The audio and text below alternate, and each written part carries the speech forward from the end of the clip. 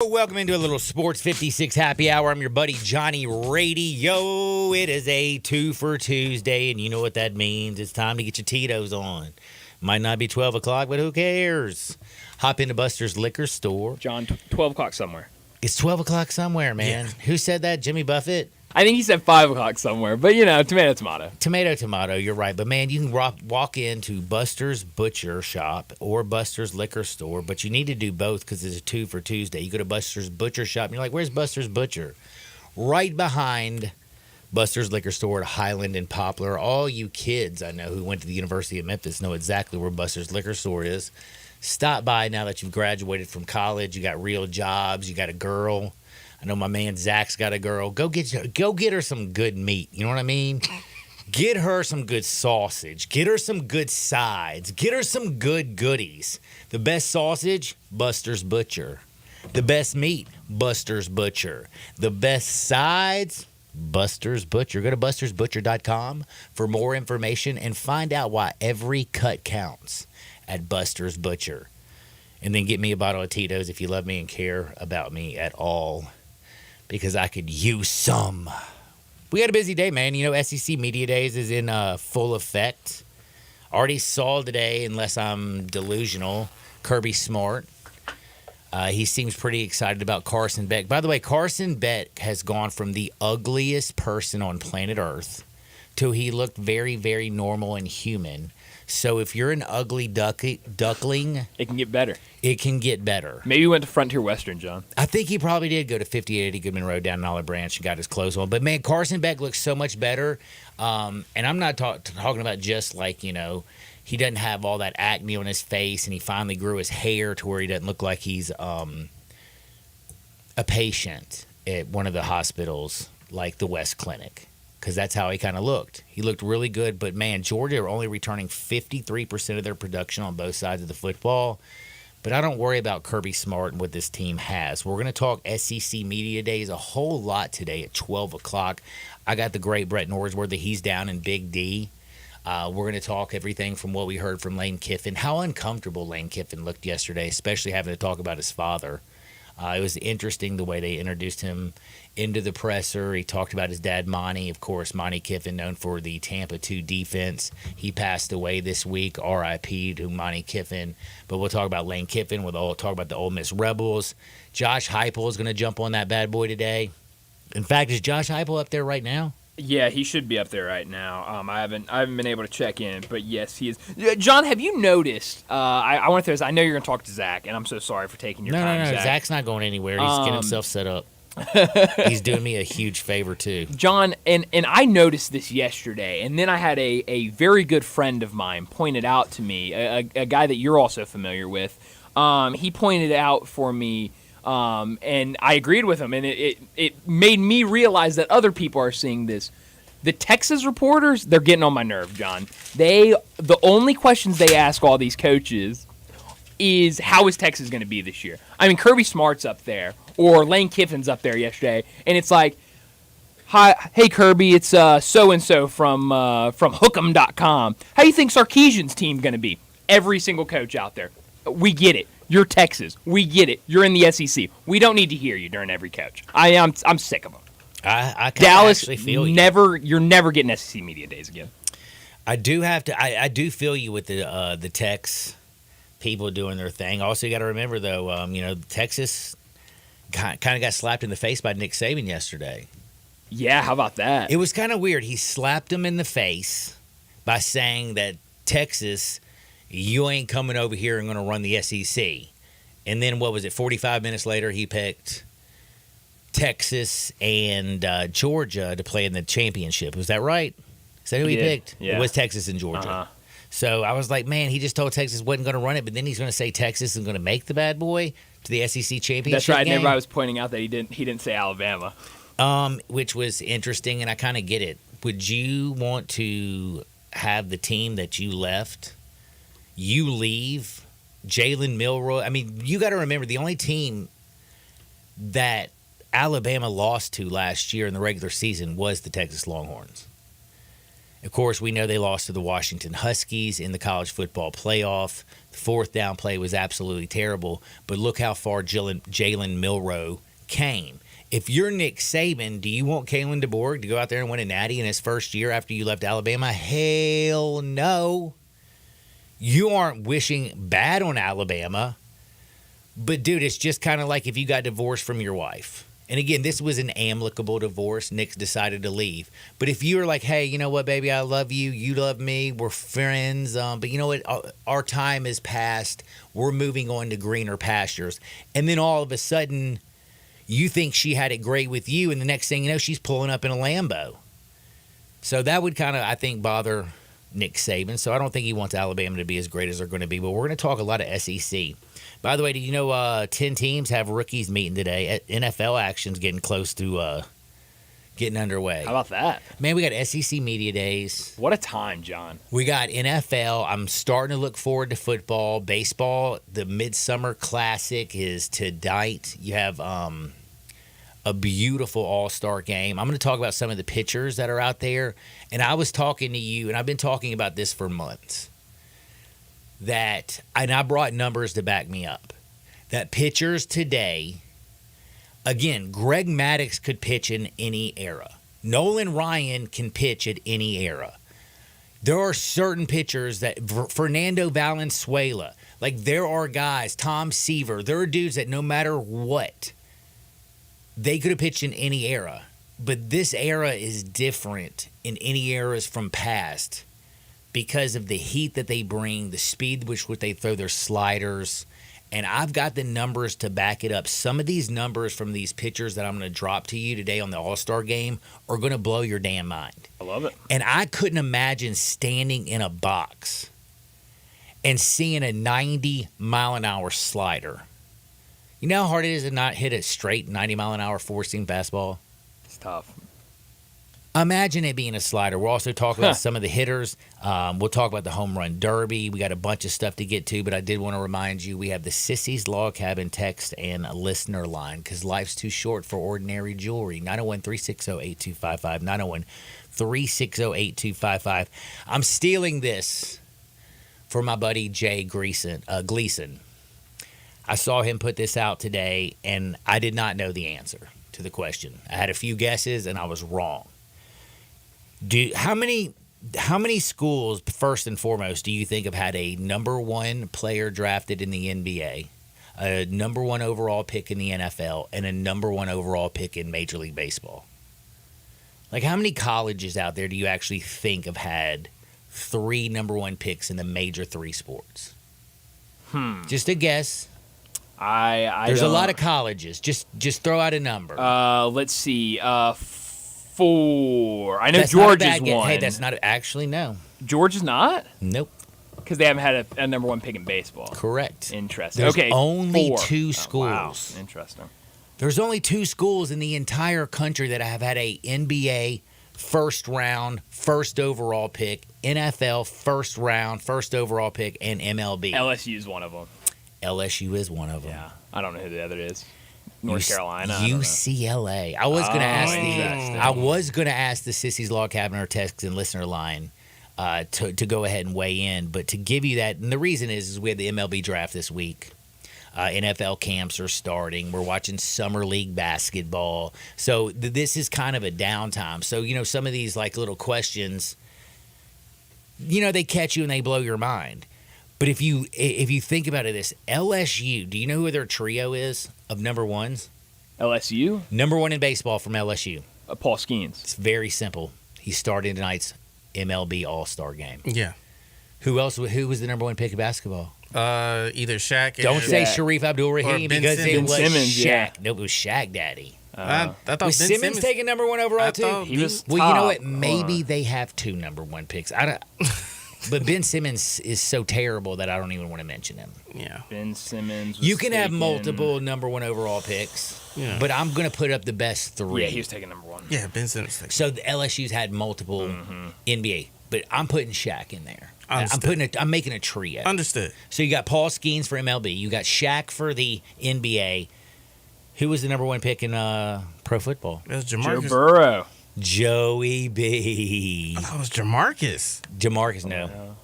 Jamarcus Russell was taken number 1, but a dude that sips on some scissor up and some lean. Again, we're picking the best players. Oh, He doesn't count because he's bad. Oh, no. Again, LSU has done a great job of putting a lot of players in pro sports. I mean, they got a lot of NFL players, their defensive line, the quarterbacks, wide receivers, linebackers. It's a LSU's pipeline. got it. NBA, surprisingly, you got Ben Simmons and Shaq Daddy's the best. But Paul Skeens is starting. I think the best 3 that have been taken number 1 overall, I would go Skeens, I would go Shaq, and I'm going Joe Burrow. UCLA, their number 1 overall picks. Garrett Cole. Did you realize that Garrett Cole pitched at UCLA? I didn't. I did had no not idea. know that.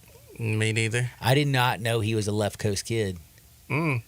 But yeah, he pitched at UCLA. Garrett Cole was the number 1 overall pick in baseball. You know who the quarterback was that was picking at UCLA. Oh, that's Aikman. Troy Aikman. Simple. Like, that's like everybody. And Troy's a bad mamma jamma. Yeah. Bad mamma jamma. Do you know who their number 1 overall, the best number 1 overall pick? They've had multiple. In basketball. The best, though, of the best. He changed his name from Lou Alcindor to Kareem Abdul-Jabbar. Oh. Did you know his original gangster name was Lou Alcindor? I've heard. Yeah. You've heard, but you didn't. It's not I did not. common knowledge. I mean, Yeah, it's not common knowledge, but I heard. well, it's just your I was going to say age. Lonzo, but he was taking number 2. So. But yeah, think about it. Okay, so my question is, out of that trip, that trio, this is what I'm asking the Sissy's Log Cabin text and listener line. Which has the greatest all 3, UCLA or LSU? I mean, Shaq or Lou Alcindor? Garrett Cole or Paul Skeens? And then you taking Aikman over Burrow? And or then here's Burrow the thing over is, right now I got to take Aikman over Burrow. Burrow made it to a championship. Burrow also, though, showed up at Fashion Week with his back cut out, and he lost a lot of street cred for me. And he's got to stay healthy. Oh, man. So I'm giving Aikman the edge in the NFL. I would have to go. But Shaq or Lou Alcindor, like Kareem Abdul-Jabbar, the hook shot, greatest shot ever. Shaq, the most powerful force that's ever played in the middle of a game. He was sweating from that free throw line. But damn, I would have to go with UCLA. Paul Skeens or Garrett Cole? I got to go with the Bayou Bengals. You're going with LSU. I'm going to go with LSU. I gotta. You're going LSU. You're going with UCLA. I'm going with UCLA. It's too early to tell, but Paul Skeens is on the right track. He is. But Garrett Cole has been that Sure dude has. though. I don't know. I saw that today, and I just found that fascinating because, again, right now with SEC Media Days going on, all the talent that's down there in Dallas right now. Right. And then you think about all the different conferences and the different ballers. You think about the pro level. And the fact that there's only 2 schools in the entire country that have number 1 overall picks in the 3 major sports, when I saw that this morning, I was like you. Do you know what my first guess was? And I'm talking about Eudagus.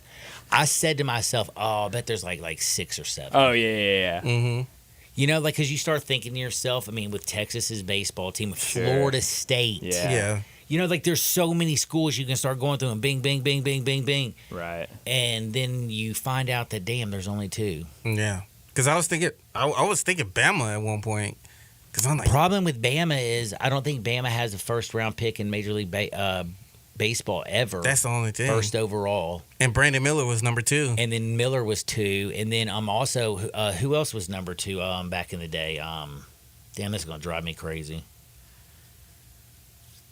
Anyway, doesn't matter. We're moving on because It's not driving you crazy. if you want to look inside of my brain right now, the only Please thing my don't. brain You says don't want to. is I'm bad idea. screaming in pain. That's okay. No. But anyway, But we're praying for you. Peek behind the curtain for a second, John. Is that a yes? yeah, sure. What did you slam on the ground? Was that a ice pack? Oh no, it's my heating pack. Oh, Did it's you a hear heating it? pack. Yes, it was very loud when you Oh, I'm slammed sorry, it. y'all. You have to break them, bro. Yeah, it's so good, man. And it rattled me because I was talking and I just see you whip back and slam it on the ground. I was like, "What did he?" And then I saw you put it in. I was like, "That must be like an ice pack or something." No, it's a heating pad. It's all good, man. I'm definitely a geriatric. We're just Where's my Geritol? We're just glad that our our little champion has made it back to work. Right. That's all. Oh, thank you. I appreciate that. Now, I almost last night I was thinking to myself, damn, I'm gonna have to give Zach Boyd like $500. Oh, man. Bro, he came close he yesterday. sure did. Hey, man. We were talking about that earlier. I was watching last night. I was like, oh man, tomorrow's gonna be fun. Dude, he came so close. And I will say something again. That's where, like, watching Gunnar Henderson and people like Bobby Witt again. My home run derby people, Albert Bell, you got Josh Hamilton, you got Josh Sammy Hamilton. Sosa. Remember that one round? What, he hit 40 home runs in a round? Yeah, Hamilton was just winning. Like, we're talking about dudes whose forearms look like meat hooks. They look like, you ever seen a ham? Like, you get a big old ham, honey baked ham or whatever the hell. yeah. And you know how, like, it's like smaller at the top and there's just this big ass piece of ham. Yeah. That's what those dudes' forearms look like. Popeye. Dude, no, but you look at Bobby Witt, long, lean, Yeah. compact swings. Yeah. They go from straight here, hands high, to through. I mean, it's just so fluid. And then the way the ball bounces off their bat, they hit it within the sweet spot, which is just a small 3 inches. And I'm sure Dacus knows a lot about that. Unfortunately. And they always hit it within that 3 inches. Why is Dacus catching strays, man? Oh, man, Zach, because I love it's him. not the size It's of the paint. boat; it's the motion of the ocean. I heard that. By the way, did you hear what Danica Patrick said though on her? Danica Patrick did a podcast over the weekend. I didn't realize Danica had a podcast. How about that? Everyone has a podcast. Zach. Everybody does. Danica Patrick says that it's not just about. She says that it's size and experience. And do you know what she's? Which having? I have neither, Zach. Do you want to so. hear the craziest thing I've ever heard in my life? I didn't even know you could do this, and this is a sidebar totally. Uh-huh. She's having her homie have stem cells injected into his manhood. Why? Why would you want to go through pain, man? No, she's not going through the pain. He's going through the pain because she wants it. Dude, she's a NASCAR driver. Rubbing's racing. She needs rubbing. She needs a lot of it, apparently. But anyway, that was the whole sidebar. We have the National League, American League teams doing their business today. Yeah. And before I get into that a little bit later, I did want to ask you, did you watch the Grizz last night? I did. I watched the entire game. That's why I brought you in here, because I didn't watch a single damn minute of it. Zach Edey didn't play for the fourth straight game? Yeah. He's done, right? I don't think he's done. You think he's going to go back out there? Yeah. Does he still have anything to prove in Summer League? No, but, why, just to play, just kind of make sure the movement is good. Nothing critical, I guess you could say. Are you surprised by the play from Zach Edey? No. I expect him to dominate. Because there's half of those people are going to be accountants and lawyers and bus drivers? That too, but you got to understand, like... Accountants and lawyers, by the way, they're the ones that are going to be successful. Of course. Like Malcolm Dandridge is definitely going to be a bus driver. They're definitely going to take a percentage of those players' money anyway, so it's going to even out whether you like it or not. I think the modern big, and this is something that I was just kind of just thinking to myself, like when it comes with the modern big, they got to be able to move around, space the floor or whatever. But with a traditional big, you just need to be able to move your feet well. You can stay up. I think from I don't know if I look at it. Can I ask you this question? I think today's big, the exceptional ones, the Anthony Davises. I mean, as long as he's healthy, he can run the court. He's Right. long. He can shoot from outside. He can defend. He's ruthless. Jokic, different animal. I mean, the dude can play center and distributes the ball and passes as well as people from the past like Lou Alcindor, like Kareem Abdul-Jabbar. Like they see the game a little bit different. Of course. Like each team, like the best bigs today can almost do everything. They can step out. Joel Embiid, he'll go out there and he'll hit the three. The best of the best do everything perfect. But if you get a guy who's 7'5" and you got every piece around him, and that's why I'm starting to kind of feel a little bit better about the Grizzlies, is because they ain't going to run nothing through Zach Edey. I mean, this is going to be Ja and Desmond Bain. You're going to have Tripp. They're going to run plays that he's going to set screens. And by the way, he can set some screens because he's a monster. Yeah. They're going to do a little pick and roll with him rolling to the basket. There are things they're going to do, but it's not like he's going to be the fifth option when he is on the court. when it comes to the offensive end. It's all about just playing defense and can he stay in front of somebody? And now that's making me feel better about Zach Edey. Not necessarily Zach Edey, the NBA player, but damn, he might be the perfect fit for the Memphis Grizzlies. Right. Because, again, like, you're not asking him to score 30 points and grabbing 15 boards like he was at Purdue. You're asking him to play the Steven Adams role. And that was the problem with Purdue. They ran everything through him. Because he was My vision was, this is what an NBA team's going to do, and Right. it's not going to work. Right. Now that I grew up a little bit and I realized, oh, he's going to be a piece. Yeah, that's all he is. It's not, again, he's a bigger, I don't know, stronger, but he's just as strong of as Steven Adams with a little bit better offensive If they were in a game. fight, I'm taking Steven Adams. Just telling Yeah, I'll you. probably also have to take Steven Adams. Steve, if he's, it was, he's Australia, well, New Zealand, and it's not just that nickname Aquaman, the long hair. He looks like he would shank you. I hope not. For the sake don't shank me. right, don't shake me. I'm just saying, if it was a fight, like 2 7-foot dudes. He plays dirty, is what you're saying. Yeah, he's dirty. Yeah, Like Zach, I guess. feel like would be like, okay, guys, let's put on the gloves. But then again, Is that because he's Canadian? Well, Yes. Well, here's the thing, though. Soft. Here's the thing. He got a little mean streak to him. Like, I will say that. When he got that technical in the first Yeah, game, I was bumped I him. impressed. was not expecting him to have a little bit of a mean streak on him. I thought that was something that he was going to develop over time. But I mean, like I said, like whoever the starting center for the Grizzlies were going to play a role regardless. Like to expect the NBA All-Star out of Zach Edey is highly unlikely. But I mean, if it happens, that's great. But at the end of the day, you just need him to play the role. Rebound the ball at a high level, move the basketball, get easy points at the rim, offensive rebound, make life easier for the guards. That's it. Do you think he's a better fit than somebody like a JV or Alperen Sengun? Like, there's certain different centers that, who play the game different. Do you think the fact that it's about his size, his rebounding and blocking shots, that he actually is a better fit than some of the other guys who I think are better NBA basketball players? Yeah, I think with JV is still on the defensive side of things. I mean, Jonas is a fantastic scorer. Mm-hmm. So I'm not gonna take that. I take Jonas scoring over Zach Edey's scoring abilities all day. But when it comes to like the complete game of the two, it's Zach Edey over JV. One, because Zach Edey is a little taller than JV, and then two, defensively, you could get away with Zach Edey playing in drop coverage, and he can still be able to protect the rim, rebound at a high level.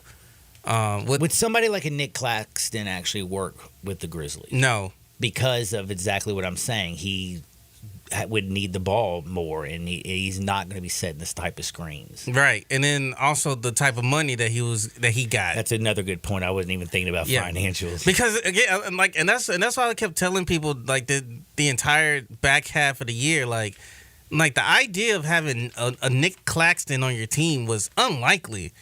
It was very, and this is way before the CBA kind of came into play and kind of changed the game on a lot of things. Because to me, it's like he doesn't rebound at a high level, and then he plays on a really bad Brooklyn team.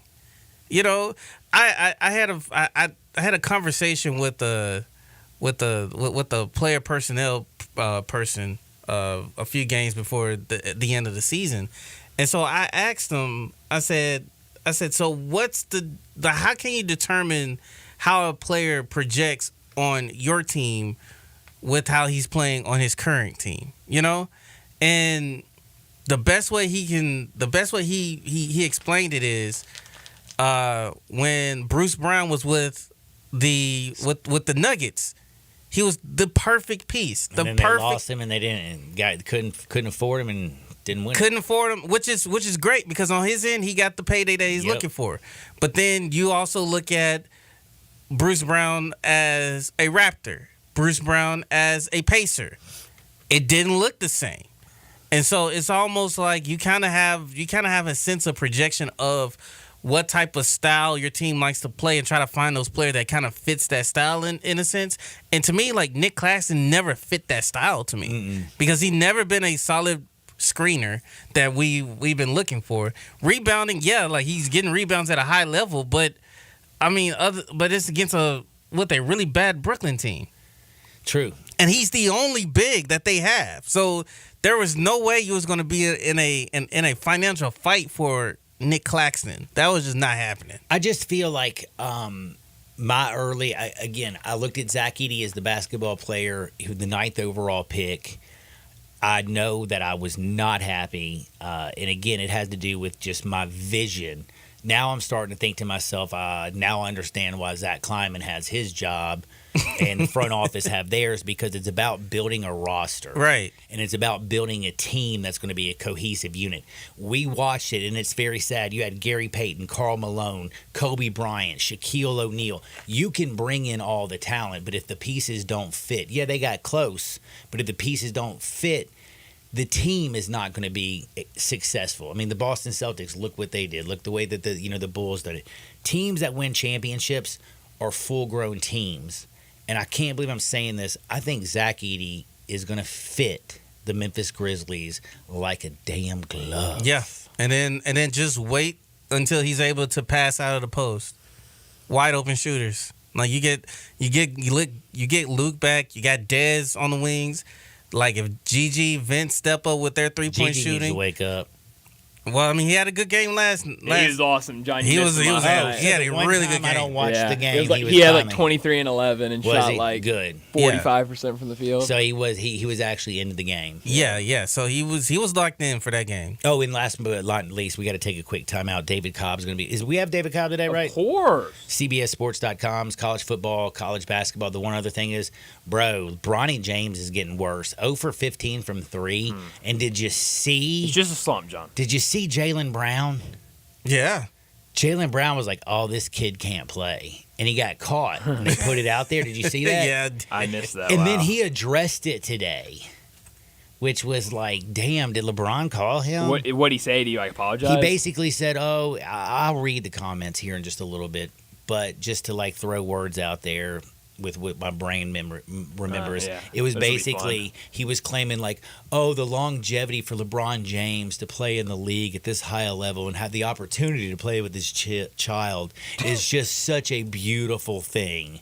Instead of, bro, this kid can't play, man. Nepotism out the frizz ain't. No, stay with the Jordan mindset, man. Like, right. Zach, by the way, thank you so much. Oh, it's no problem. I appreciate you. You just make sure you put some Bengay on that. You know, just kind of. I got Bengay. Actually, it's actually a THC cream that you get. Not like, I mean, it's just like Bengay, but it has a little THC in it. Of course. I've been rubbing that all over me, and yeah. You know what? I'll maybe have a Tito's during the break. But David Cobb's next. Sports 56, 98.5 FM. We are real sports talk. Sports 56 WHBQ. Available on your radio dial at 560 AM and 98.5 FM, as well as around the world online at sports56whbq.com. Take us with you everywhere by downloading the Sports 56 app. And at home, just say, Alexa, play Sports 56. Wherever you are, stay tuned in to real sports talk. Sports 56 and 98.5 FM. If you own a business, you know Luttrell Belting keeps you moving. Luttrell has cost-effective belts, conveyor components, and 24/7 on-site service to keep you operating smoothly. Text or just a phone call away at 800-441-8946 or online at LuttrellBelting.com. Luttrell's Memphis plant stocks belting in nearly every size and finish, and if they don't have it, they'll make it. From ordering to selection, fabrication, and installation, your Luttrell sales rep is there for you. Luttrell Belting keeps you moving. When we say that Bell Tavern, Memphis' perfect downtown neighborhood bar, is cool, we're not just talking about the temperature. Now, it is very cool in Bell Tavern this time of year, but it's also just straight up cool. The atmosphere is cool, the employees are cool, and the customers are cool. Bell Tavern isn't for people that feel compelled to act out whether their team is winning or losing. It's for people that act like grown-ups, cool grown-ups. That means if you go to Bell Tavern, you're cool. Lots of people go to big chain sports bars, but you could be one of the people that goes to Bell Tavern. That's cool. Looking for sports in all the wrong places? Try the Owner's Box Sports Bar and Grill in Lakeland Town Square. Fun, friendly, exciting, and comfortable with wall-to-wall TVs for all your favorite games, 24 taps for all your favorite beers, including NA and local craft beers, and an in-front-of-the-wall full bar for all your other favorite beverages, including a full wine list. And in an upscale menu, patio seating, daily specials, and events, and you found all your sports in the one right place. The Owner's Box Sports Bar and Grill in Lakeland Town Square, Highway 70. Ole Miss Rebel Yell is back. The Rebel Yell Hotline Radio Show is back on WHBQ Sports 56 and 98.5 FM. Every Monday night at 6, hear the latest news on your Ole Miss Rebels with Yancey Porter with 24/7 Sports, former Ole Miss defensive tackle Mike Fitzsimmons, Gordon Ford covering SEC Sports Call, and former Ole Miss baseball announcer Gary Darby. From kickoff to free throw to extra innings, your Ole Miss sports on the Rebel Yell Hotline Show right here Monday night at 6 on Sports 56, 560 AM and 98.5 FM. Your Mid-South Sports Station.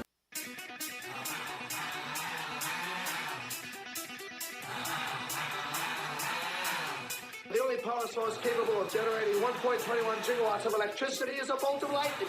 Now, back to Sports 56 Happy Hour on Sports 56 and 98.5 FM. Here once again, Johnny Radio.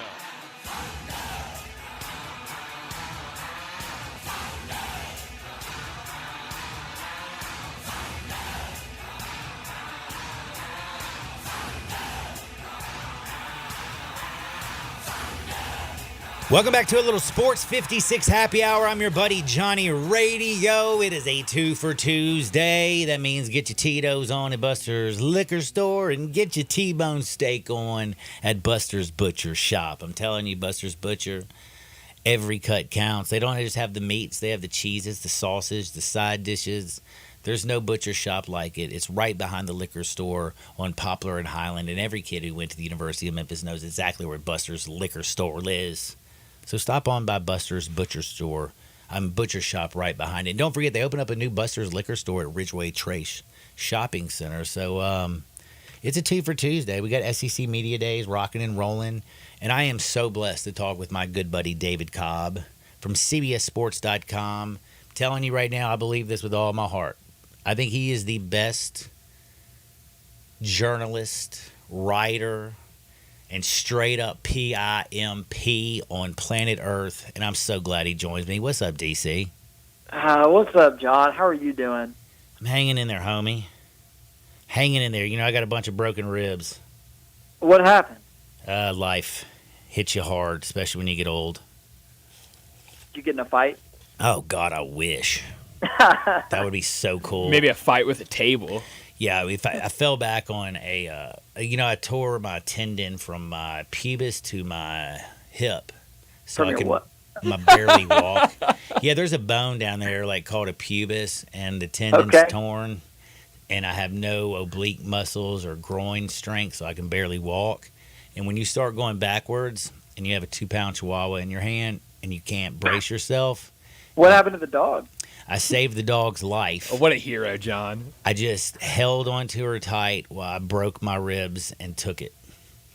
So are you waddling around like on crutches, or are you in a wheelchair? I was in a wheelchair since last Tuesday to Saturday. Wow. No kidding, man. Are you serious? No, I'm dead serious. Did you do the show from like while you were like? I'm back doing the show wish. since yesterday, but Wednesday, Thursday, and Friday I was so bad I did not do my show, and that's like the first time in like 15 years that I missed the show from injury. I mean, but hey, you saved the dog, so that's great. I'm proud of you. Thank you. You know I'm a big dog guy, man. Big dog guy. Yeah. Love them so much. But I also love like Southeastern Conference football. I think it's the biggest, the brightest, it's the best. And it looks like they're getting even bigger down at Big D.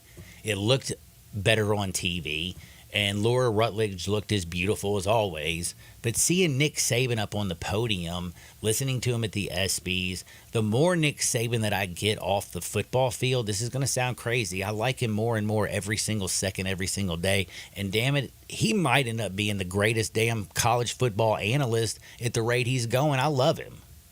I can't believe he didn't take more of a break. He leaves college football coaching and immediately gets into the analyst game at the highest level.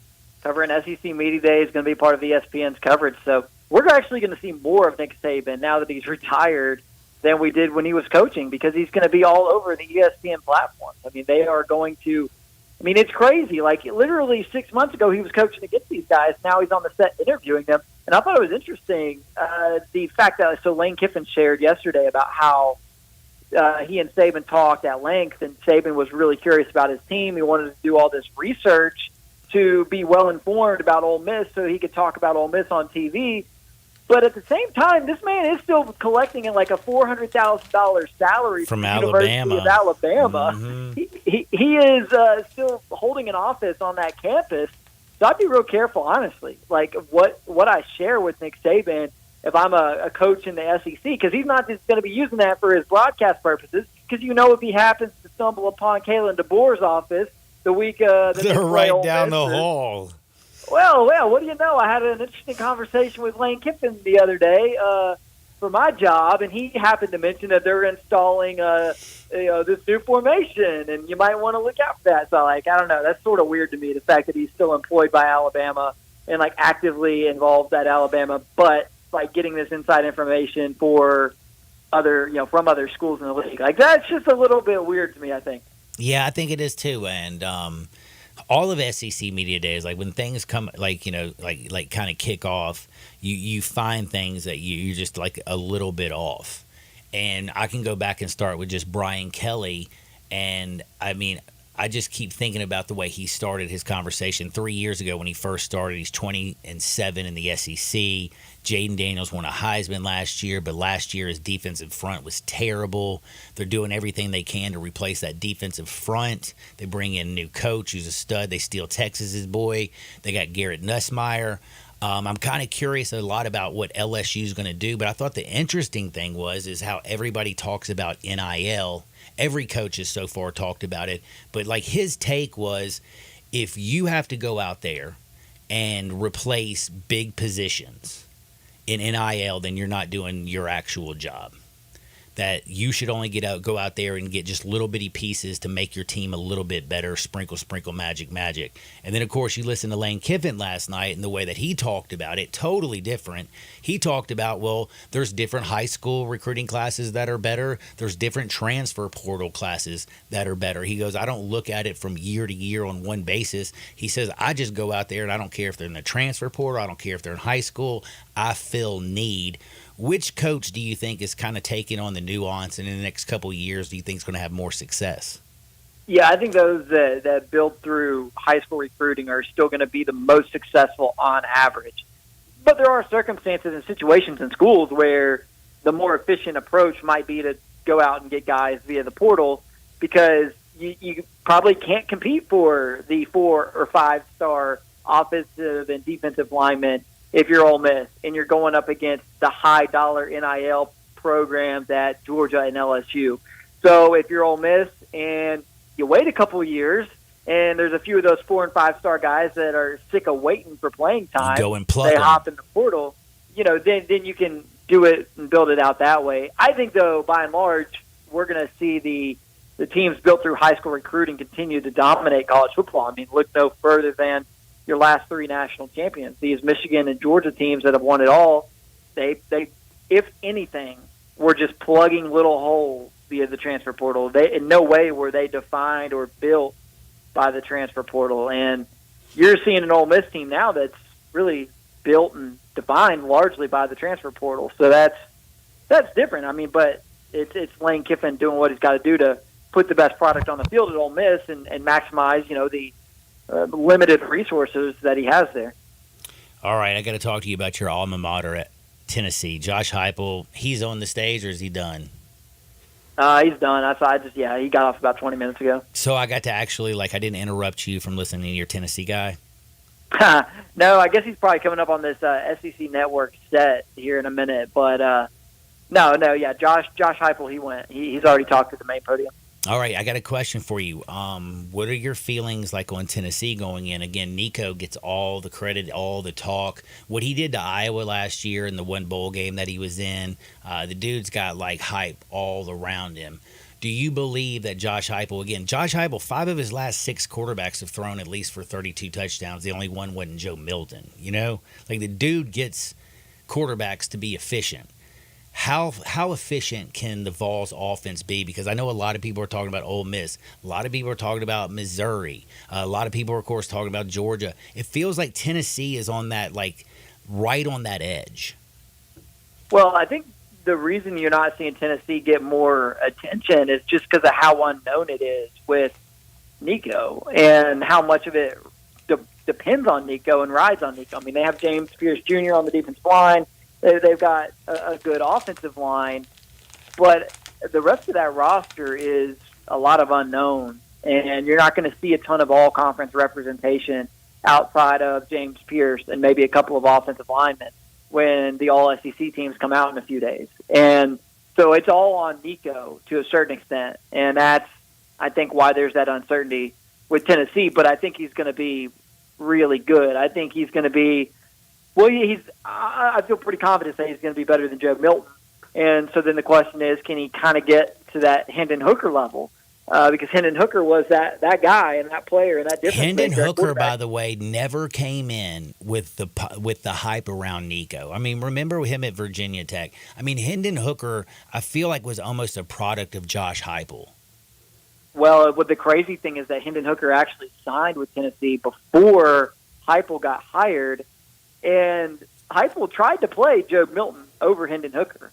I mean, that is, for as great of a quarterback's coach as Josh Heupel is, you just scratch your head and think, what did he see there? What was the evaluation that led them to believe that Joe Milton would be a more effective quarterback in that system than Hendon Hooker? And it was only because of an injury to Joe Milton that Hendon Hooker ended up getting the job. And that is one of those things with Josh Heupel where he gets a lot of credit, and rightfully so, for being the offensive guru and the quarterback whisperer, and but he missed on that one, and so you hope he didn't miss with Nico, because they sure do have a lot invested in Nico being that transcendent type of generational talent at quarterback. And I mean, if it works, then we're talking about a playoff team. If it doesn't work, we're talking about 7-5 or 8-4, and so. But if he can just be somewhere between Milton and Hooker, then I think Tennessee is an 8-4, 9-3 type of team. Looking at the quarterbacks, talking about like Joe Milton, talking about Josh Heupel, quarterback whisperer, and I kind of understand Josh. Like when Joe Milton gets off the bus, like he looks different than Hendon. When he throws the football, it looks different. Problem is when live bullets are flying, Joe Milton cannot take any touch off. He doesn't have any touch. He's just a one-trick pony. Yeah, I mean, it's like, would you rather drive the golf ball 340 yards, but it goes in the woods every time, or would you rather hit it 250 right down the middle every time? I mean, that's what we're talking about with Joe Milton versus a Hendon Hooker versus a Nico. And you hope Nico's the guy who not only does he hit it down the middle, hopefully he hits it about 325 down the middle every time. I like Nico. And speaking of quarterbacks, though, in the SEC, and then, of course, looking around the entire country, we talk about Nico. I have him ranked as the 8th best quarterback in the SEC. I look at the SEC and I think about, Carson Beck is steady Eddie. I know he lost Brock Bowers. I know Ladd McConkey is gone over to San Diego. But it's not like I'm worried about Georgia. What I saw from Carson Beck has been nothing but impressive. Quinn Ewers at Texas, I have him up there, but he kind of makes me a little bit nervous because of health. But then you have Arch Manning behind, and Jalen Milroe, I just think people forget he was second in the Heisman last year in voting. The dude got benched, and then he came back and had 28 total touchdowns, 18 passing, 10 rushing, and threw only 4 interceptions, and was 4th in the country in completing balls over 30 yards down the field. Jackson Dart, I think, is the best dual-threat quarterback in the SEC. He can run it. He can throw it. It's his 3rd year in the system. And then you go, if you just want to talk about athletes, look over at Arkansas, 6'6" Taylon Green with Bobby Petrino. Is this dual-threat quarterback going to be able to make it? Lenoris Sellers, the dude who wears the specs like he's Horace Grant over at South Carolina. There are some quarterbacks, Garrett Nussmeier, the SEC feels like this year is going to be ridiculous from quarterback play. Yeah, and I think that's one thing that sets the SEC apart from the Big Ten in terms of quarterback play. the Big Ten returns the fewest number of starting quarterbacks of any of the Power Four conferences. There's something like 5 of their 18 schools have their starting quarterback back in the Big Ten, and only 2 in the Big Ten have the same quarterback and the same offensive coordinator. So there's going to be a lot of offenses gelling on the fly in the Big Ten, as opposed to the SEC, where you've got all these star returning quarterbacks who already have that team chemistry, already have that continuity in their systems. And then plus you add in guys like Jackson Arnold, Garrett Nussmeier, Nico Iamaleava, none of whom have been starters in the past, but all of whom are returning and playing in a similar type of system to the one they played in a year ago. Obviously, LSU and Oklahoma have new offensive coordinators, but the bones of those offenses and the personnel are going to be the same. So there is continuity there, even though there's new starters. So with you 100% on the wavelength there of SEC quarterbacks being pretty special this year, because there's a handful of guys that we don't even really know that well yet who are poised to be pretty strong breakout type of guys who could be pretty special. And also we didn't even mention Graham Mertz, which I can't believe this because I thought he was terrible when Florida got him. I thought to myself, well, this is not going to fit Billy Napier's offense with Graham Mertz, who can't run. Did you know that he was 10th in QBR last year? Like 10th overall in FBS? Yeah, it was a lot of dink and dunk. They didn't really throw the ball downfield, but he did. He was better than I thought he would be. Yeah, but Florida's not going to be very good, and poor Billy Napier. Enjoy. The teams that took the podium today, you have Georgia and Kirby Smart, Carson Beck. They're returning 50% of their production from last year. They lock, they load, they do their thing every single year. Tennessee's got Nico and Josh Heupel. And here in about, an hour, maybe 2 hours, we got Brett Venerables. Oklahoma, you mentioned Jackson Arnold. How is, everybody's talking about Texas possibly playing the SEC championship. How is Oklahoma going to adjust this year? They just gave Brent a brand new huge contract that makes no sense to me, but obviously they see something. It's going to be tough. The schedule's one of the tougher schedules in the SEC, behind Florida's obviously, but definitely in the more difficult half of SEC schedules. New offensive coordinator, new defensive coordinator. So a lot of change, new quarterback with Jackson Arnold, who showed his potential in the bowl game, but also had some turnover struggles. So a little bit of a wild card, Oklahoma is. And I think it's certainly talented enough to beat just about anybody in the league, but it's going to be one of those deals where you got to see it week in and week out before you fully trust a team like that against this type of SEC grind. Yeah, Oklahoma, though, they're one of those teams, if they're able to go 9-3, could be sneakily in that college football playoff conversation because of the strength of their schedule. Because, if you have your 3 losses and they're against Alabama, LSU, and Ole Miss, and those are all top 10 teams, and you have a win over Texas and a win over Tennessee or something like that, they could be a team that's kind of on the edge of that playoff discussion. Eli joins the podium today. What do you like Tennessee or Missouri's chances better to make the college football 12-team playoff? I'd give an edge to Missouri because of their schedule, man. It is Charmin soft by SEC standards. That cuts both ways because it leaves them with less margin for error. Like you're talking about Missouri having to go at least 10-2 because of how soft their schedule is. Because they don't get Georgia, they don't get Texas. Relatively speaking, it is about as easy as you can get. And they bring back Brady Cook and Luther Burden, and their offense should be pretty electric. So I think I like Missouri better than Tennessee. But Missouri still has questions to answer because they lost their defensive coordinator, Blake Baker, to LSU, and he was huge for Missouri. He pretty much was responsible for turning their defense from a train wreck into a pretty dang good defense last year.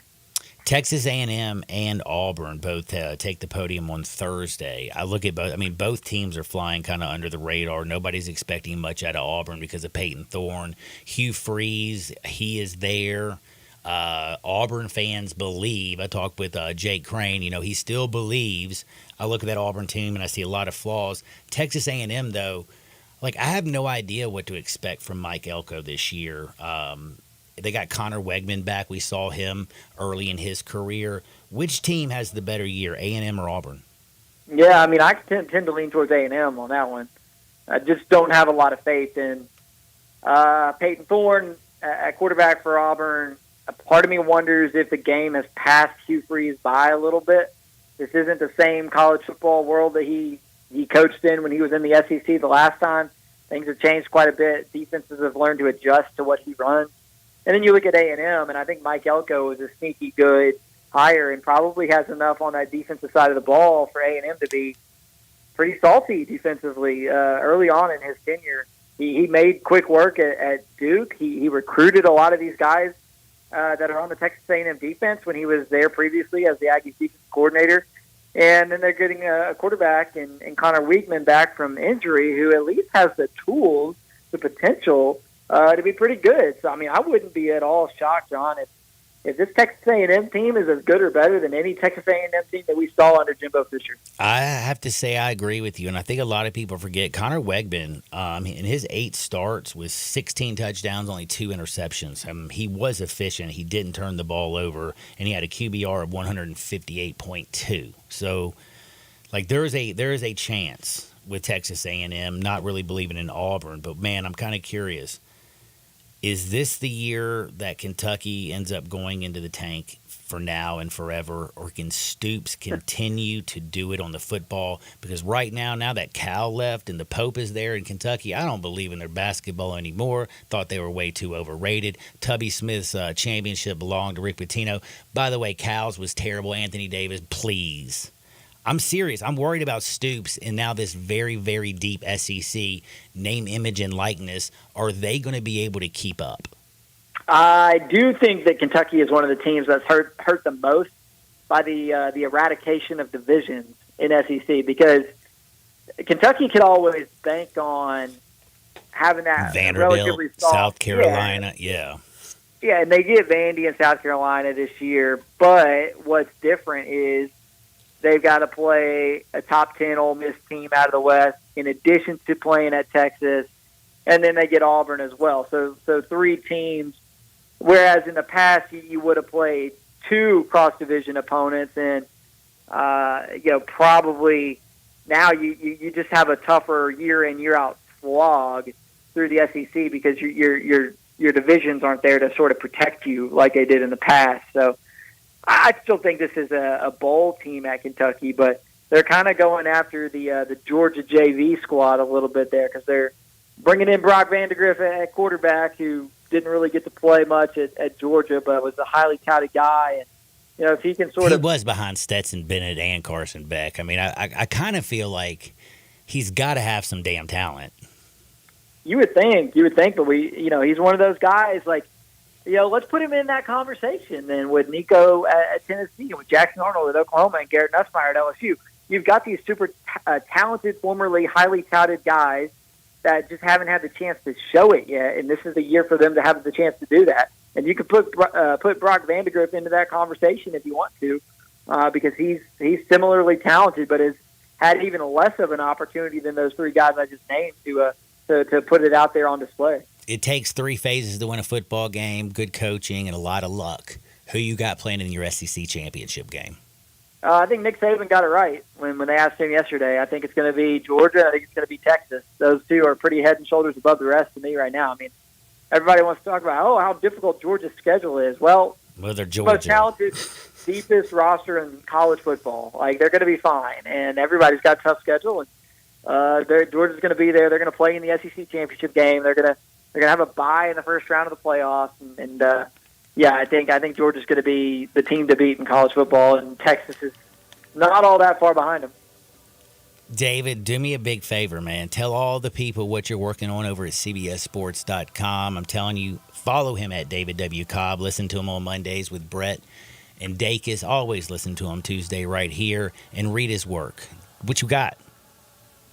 Yeah, just dropped the toughest schedule of all time question on Florida, which they take the podium tomorrow, and a lot of that conversation tomorrow about Florida is going to be just how brutal their schedule is. And I got a piece up at CBS that just came out about kind of looking at some of the other comparable schedules that could compete with this Florida schedule for that honor of toughest of all time. But I think it might be Florida's, man. I think their schedule is as tough as any that I've seen in college football. One other thing, I got a little trivia question for you. I saw this morning. I'm definitely 100% stealing it. How many schools around college football, around the country in college, have had a number one overall pick in the NBA, NFL, and Major League Baseball? How many do you think? Oh gosh, 2. Dude, you hit it right. It is 2. LSU and UCLA are the only ones that have ever had a number one overall pick in all 3 major sports. I was looking at this and I'm wondering who's got the better 3. Over in LSU, number 1 pick overall in baseball, Paul Skeens. He started the All-Star game tonight. Shaq Daddy. I'm definitely not using Ben Simmons. And over in the NFL, you have Joe Burrow. On the other side, with UCLA, you have Troy Aikman, Lou Alcindor, of course, Kareem Abdul-Jabbar. And then in baseball, damn, I forgot who was in baseball. Who was it? For which team? For UCLA? Garrett Cole. Garrett Cole. Ooh. Is that not a hell of a threesome right there? That's a pretty good track record. I mean, I thought for sure that Shaq and Burrow and Skeens would be tough to top, but Aikman, Kareem, and Garrett Cole, I think UCLA might actually have the edge. I think you're right, bro. I think you're right. Hell, he's always right. Follow him at David W. Cobb. Read his work at cbssports.com. Be blessed, and thank you so much for your time, my brother. No problem, man. Talk soon. That is my good buddy, David Cobb, and I thank him so deadgum much. I also thank Buster's Butcher Shop, and I thank all of our wonderful sponsors, because we're about to talk with Brett Norsworthy from Big D, First National Bank and Trust, of course, Gould's, Jim Place in Collierville, the Commissary in Germantown and Collierville, your North Mississippi John Deere dealer, Sissy's Log Cabin, Memphis Sports and Tourism Council, Ronnie Grazzani's, Jimmy McElroy and Associates, Landers Ford, and Jason's Deli. Brett Norsworthy next. Sports 56, 98.5 FM.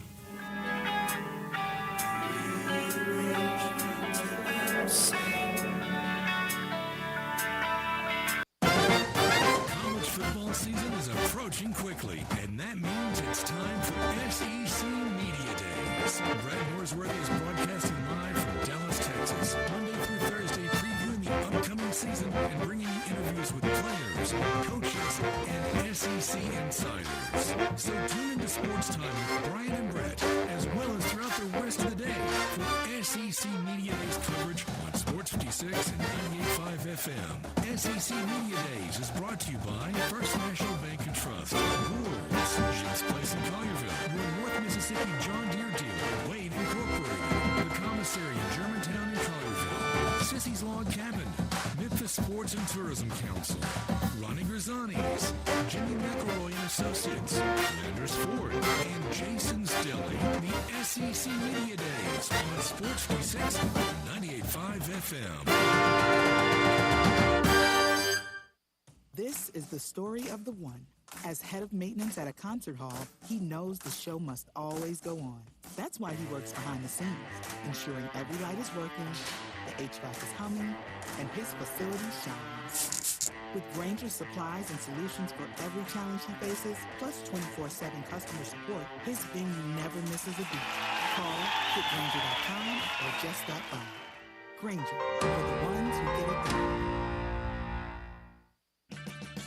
Get a $10 O'Reilly Auto Parts gift card after rebate when you buy 5 quarts of Mobil 1 Full Synthetic Motor Oil in-store or online. O'Reilly Auto Parts. If the woman of your dreams has been searching online for the perfect engagement ring, she's figured out there's a few brand names that are worthy of consideration. Hey, it's Eric Hasseltine, and she doesn't want a plain, ordinary cookie-cutter ring to wear the rest of her life. She wants a world-class designer ring, handcrafted by a true artisan that will hold value and stand the test of time. She's found Tacori, Verragio, Ajaffi, Simon G., among other premium American-made designers. But when you try and find these exclusive rings, you quickly realize most stores don't offer them. them. They have knockoffs and lookalikes, kind of like those imitation bags and watches on the streets of New York City. But there is one jeweler where you can find the real deal, Genesis Diamonds. Genesis has been chosen by all the most sought-after designers. Genesis is your exclusive home for these iconic brand names that define excellence. Other stores can only dream of being able to offer these, but only Genesis has them. So be careful. Don't settle for anything less than the ring she is worthy of wearing. Genesis Diamonds at Poplar and Perkins Extended.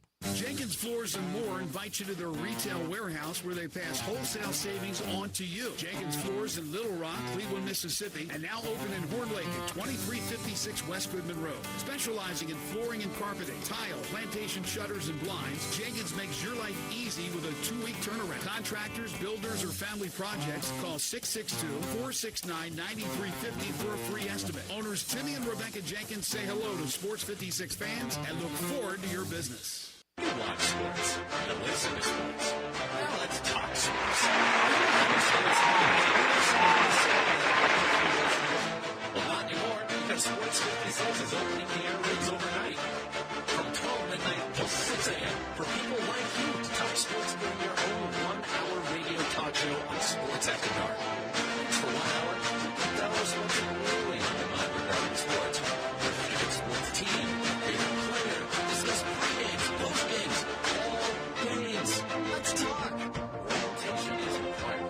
Interested applicants must contact the podcast center at gmail.com or call 901-468-3097. That's the podcast center at gmail.com or 901-468-3097. Amateur and professional talk show hosts encouraged to apply. Required orientation is Saturday, July 20th, or you can take it online at your leisure at the podcast center, Memphis.com.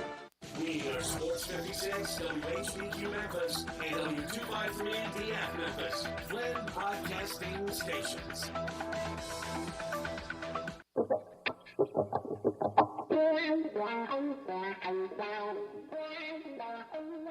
That was one of those things. When things get too heavy, just call me helium. Now, back to Sports 56 Happy Hour on Sports 56 and 98.5 FM. This hour is brought to you by Tito's Vodka. Here once again, Johnny Radio.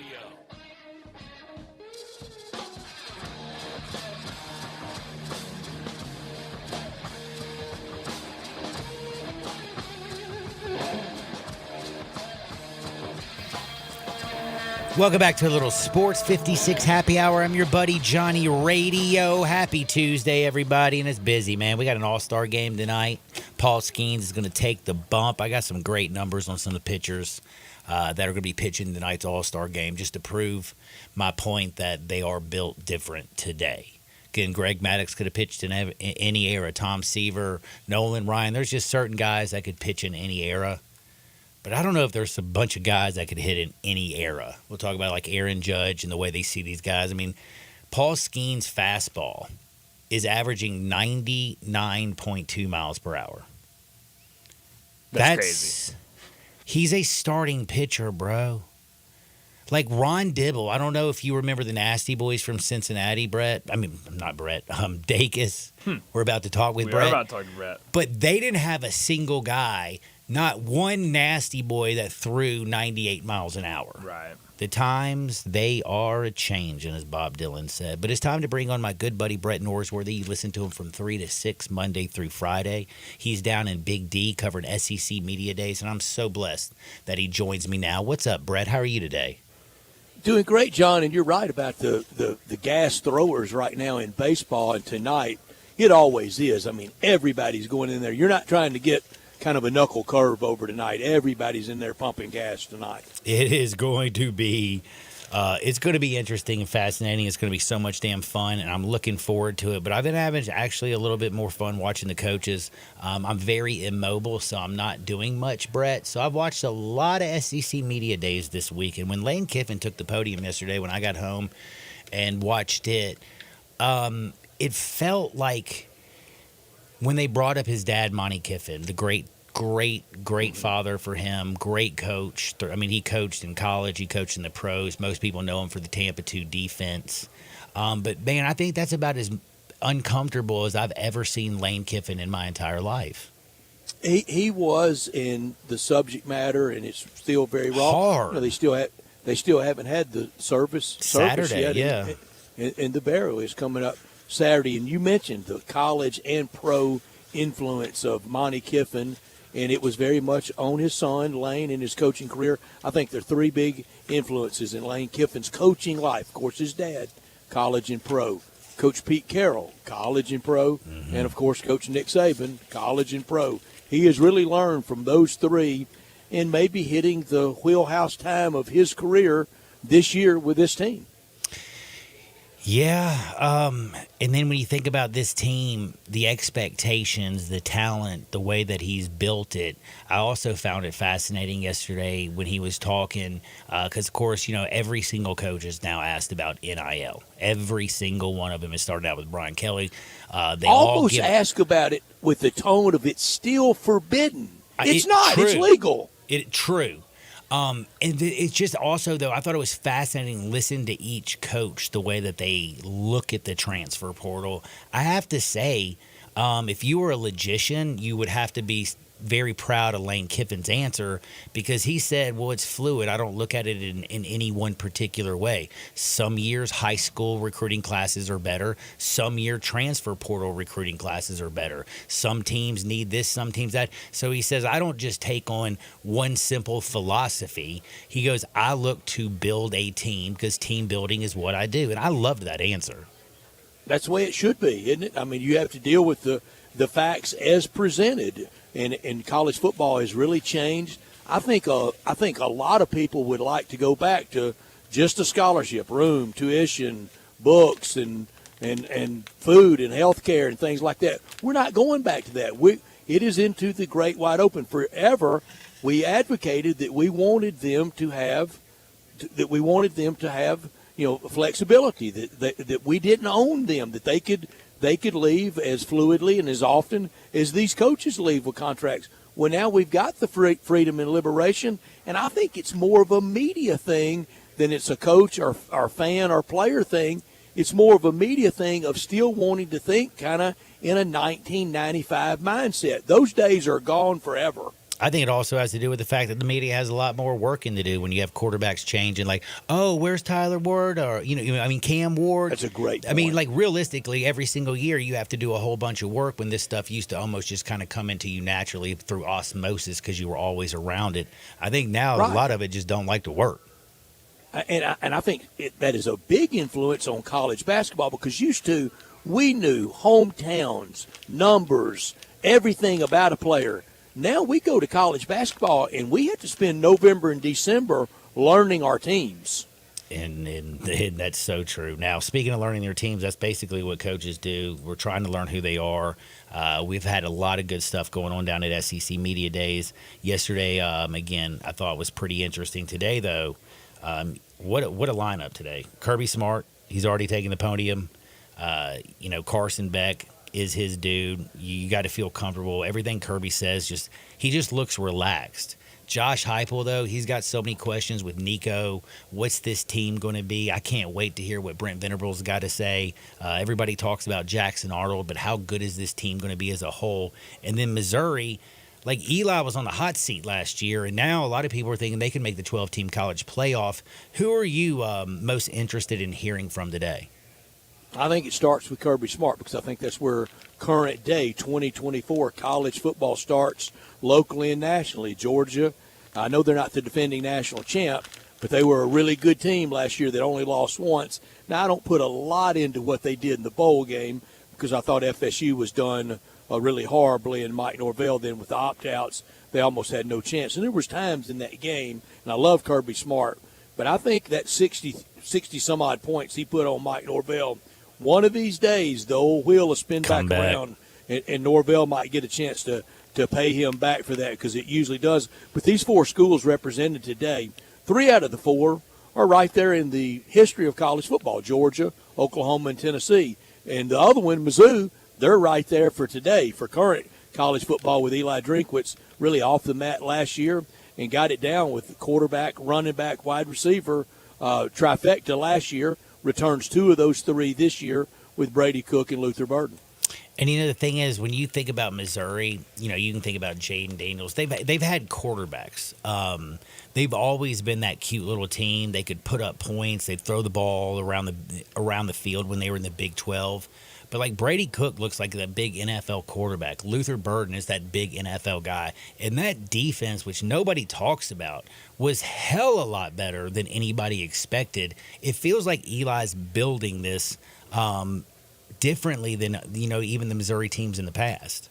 Yeah, we've always looked at Mizzou and just thought, if they could keep the players from Kansas City and St. Louis at home and then go across kind of the hinterlands, the rest of Mizzou kind of in between and south of St. Louis and Kansas City, what a program they could be. They've really never been able to consistently tap into it, but now maybe he can. Everybody in the Big Ten world recruits St. Louis and Kansas City, but now Oklahoma and Texas that used to recruit Kansas City, that's SEC world now. Mm-hmm. So that's going to put pressure on Mizzou. But keeping Luther Burden at home, St. Louis product, to keep him at home and play for the only school in state. Mizzou's a little apart even from Arkansas, because Arkansas does have Arkansas State that plays FBS. Mizzou is a one-man band in the state, but then all those schools around them, the two in Iowa, you got the two in Kansas, and the Big Ten influence from Illinois to the east. If Eli has another good year, could he end up going on possibly a Gary Pinkel type run? He could. I don't know if he'll stay around that long. I think people made slight flirtation with him this year, but I think he's one of the climbers in the sport. What if Florida came open this year and they made that offer to him? It's still just easier to win at Florida than it is at Columbia. It's a good point. Didn't even think about it like that. Yeah, people are going to come calling, but dadgummit, man. But you got to win to do it. You got to win to do it. And right now they are definitely getting some winning done. Brett Venables got that big contract extension. Kind of came out of nowhere, wasn't expecting it. They feel like they have their guy. Everybody knows about Jackson Arnold. Are we missing out? Is this team going to be a little bit thicker? I mean, their schedule looks so tough. Everybody talks about how good Texas is going to be the first year in the SEC. They're kind of pushing Oklahoma to the side. Is there any chance that we're overlooking OU? I think we could be, but I think it's mostly in the proper perspective because we have so many questions still about defense with Brent Venables. Jackson Arnold feels like, reportedly, has it worked out on offense, but I don't know why Oklahoma got tied down to that kind of deal. Nobody was coming after him. They totally bid against themselves. Now, that money is nothing with those OU oil boosters. If they have to buy him out after this year and go and pay that same kind of contract to someone else, they'll do it and not think twice about it. But I don't understand why they did it, because recruiting was going well enough. They stabilized a patient that wasn't ill.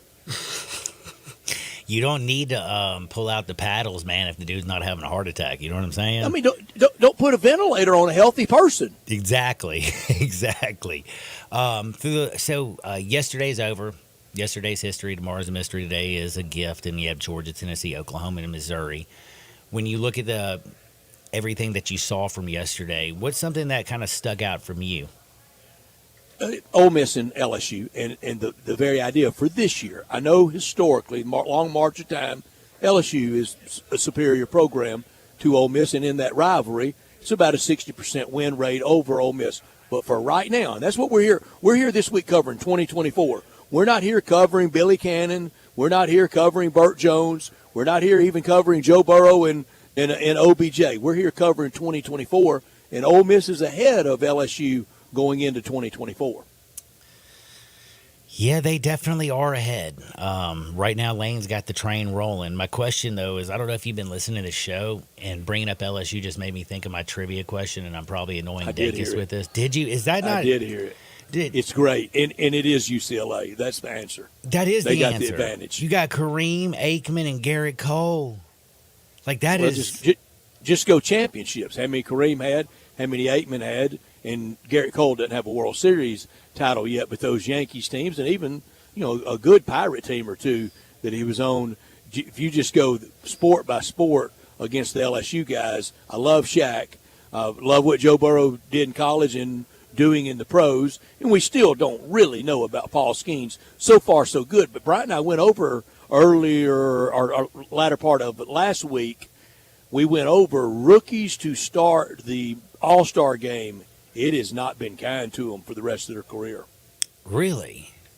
Can you give me a little fill in? Because I didn't know that. Like, I mean, I know, like I can't even think of another rookie. A guy named Don Stanhouse in the early 60s. Give me everything you got on Don Stanhouse. I think his career ended, Brian, what was the number? 11 and 12? Yeah, it wasn't very good. Not at all.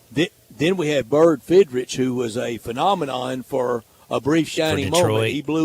He blew in May of 76 and blew out in September of 76. That was it. Never really to be heard from again. Hideo Nomo, pretty good, real good. And there was one other that had a nice career, but no Hall of Famers in it.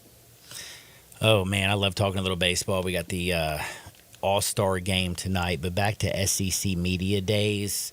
You heard Nick Saban. Again, Nick Saban right now I feel like I've heard more from Nick Saban in the last week than I have in the previous 15 years. He's still kind of running the show here. He really is. Oh, I know. It's amazing. And like the way like he handles himself, I thought it was fascinating when he mentioned who was going to be in the SEC championship game, and he did not put Alabama there. I understand he doesn't want maybe his replacement to go on there and get to the SEC championship game, but he still has an office there, and he put Texas and Georgia. Yeah, you got to have an opinion. You got to bring it, and he has been greeted like, just like the Mount Olympus he sits on in the SEC. All the coaches paying tribute to him. A lot of the media. Now he's a little more gregarious with a lot of the media than he was. When he was here in the middle of the storm, he was always fairly pleasant and approachable. But he had his eye on the ball. Now he's got his eye on the media side of it. He is a perfectionist. He wants to do everything to the top shelf level, and he'll do it in the media world. What I'm looking forward to is one of these games when he's on that game day set and they're in Tuscaloosa, let's say late September, for instance, this year, September 28th, Georgia is in town, and it comes pick time. Desmond makes his pick. Then, of course, Kirk Herbstreit can't because he's doing the game that night, which is goofy. Make a pick. You're not giving away any state secrets making a pick, but I understand it. Then Reese kind of makes his pick.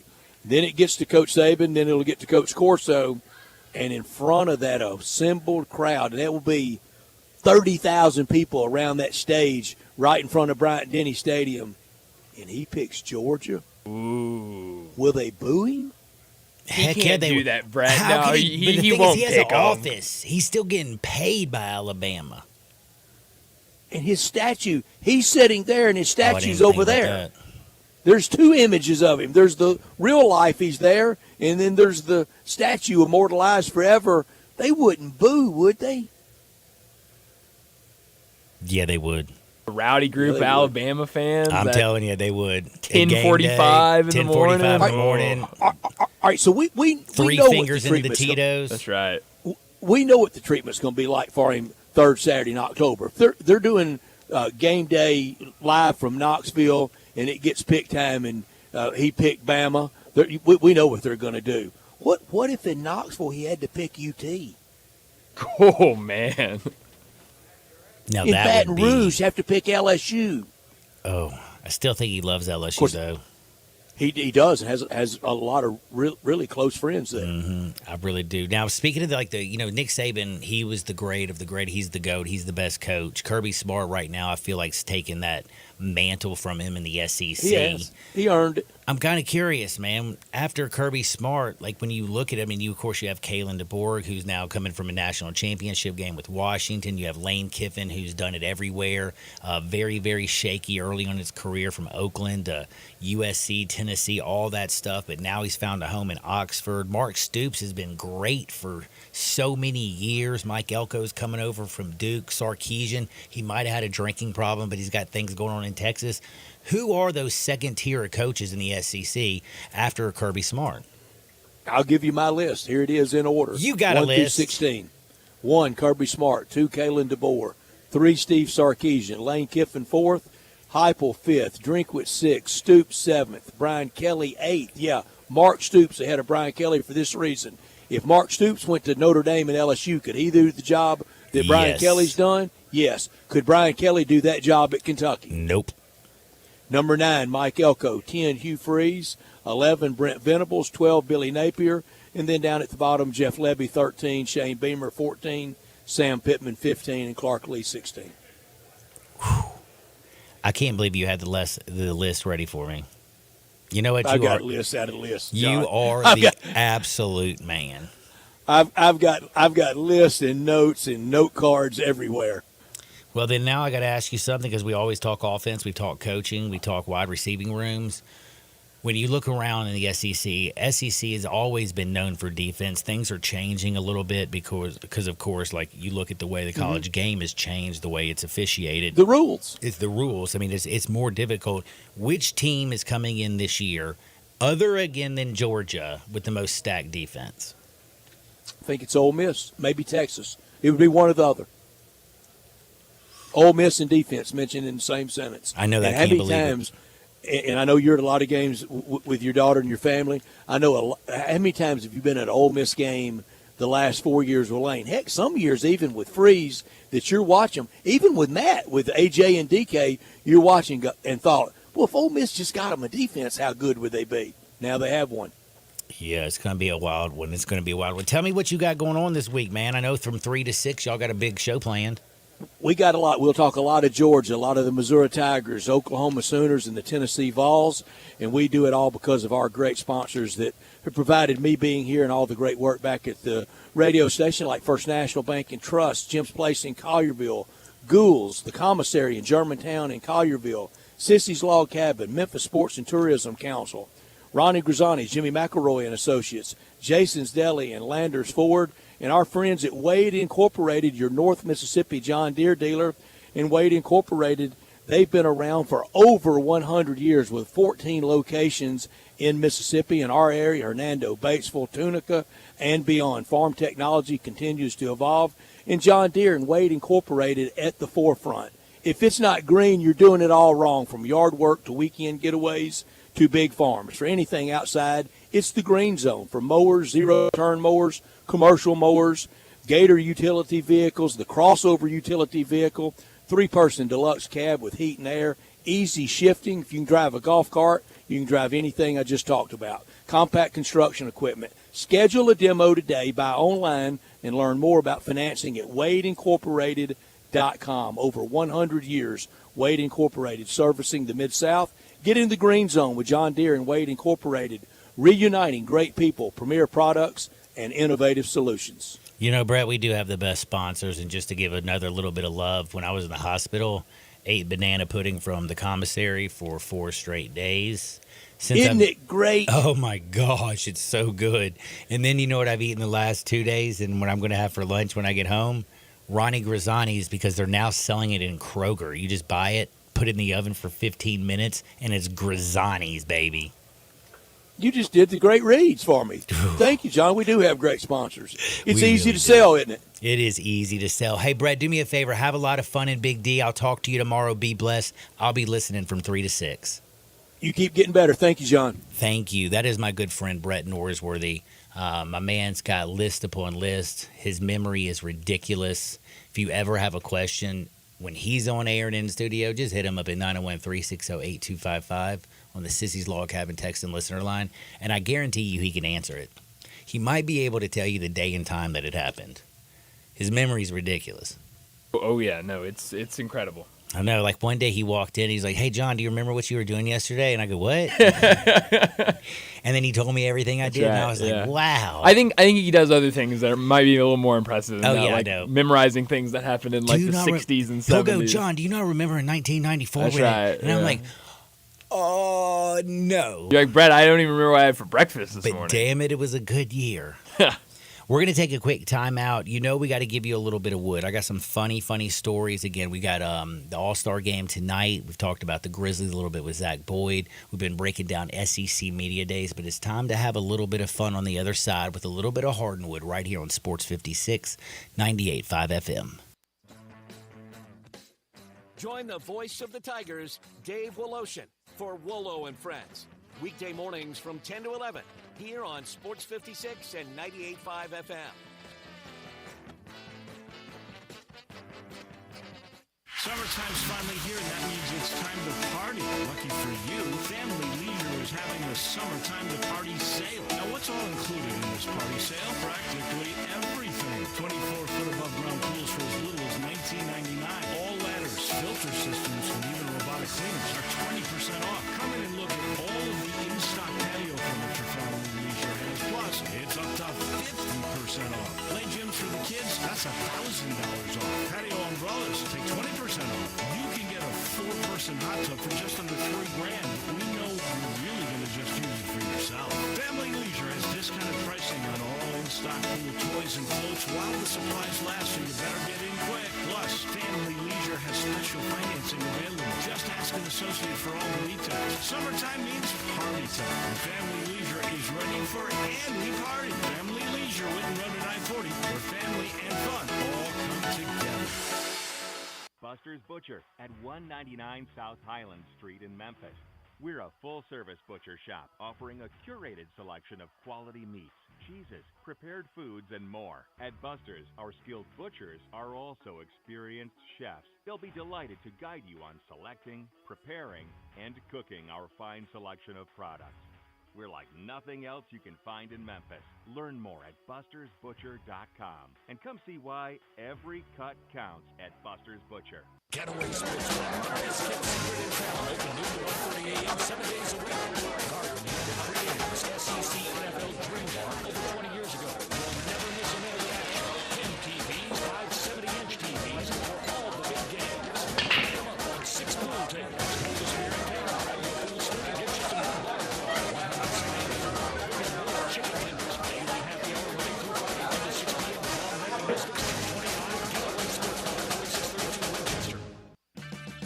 Is your vehicle stopping like it should? Does it squeal or grind when you brake? Don't miss out on summer brake deals at O'Reilly Auto Parts. O'Reilly Auto Parts. Do you know one of the best things you can do for your employees or family's health? Provide Arctic Clear bottled water. Arctic Clear bottled water is your locally owned and operated bottled water provider. Arctic Clear is 100% natural spring water with free delivery and setup, dependable service, and no long-term contracts. What an easy choice. Call Jeff Manus today, 901-382-2363, or visit arctic-clear.com. Arctic Clear bottled water. Call now, 382-2363. That's 382-2363. Listen Sundays at 11 a.m. to join Idlewild Presbyterian Church for worship. Idlewild is a PCUSA church located in Midtown Memphis. I'm with John Burgos from the world-famous Rendezvous in the Alley since 1948. Brett, we have catered parties all over this country and all over the world, from Singapore, Australia to Central Park in New York. But many people don't realize how much we do locally. For holiday events, office parties, tailgating, birthday parties, you can't do better than the Rendezvous. For example, you can get a cheese and sausage tray for 15 to 300 people for $3.75 per person. You can even build your own nacho bar for $10.50 per person. All you need is a minimum of 15 people. In many cases, we can arrange delivery and full-service catering. We've even made it easy to get to-go items. You can just park at our front door in the alley, put on your flashes, and we'll get you going ASAP. For all your catering items and prices, go to hogsfly.com, click on menu, and drop down to catering. Thank you, John. The Rendezvous, Mr. Charlie Burgos' Rendezvous in the Alley since 1948 and celebrating its 75th year. Now, back to Sportstime on Sports 56 and 98.5 FM. This hour is brought to you by Pentagon Root and Gene Company in Fullerton. Here once again are Brett Northworthy and Ryan Davis.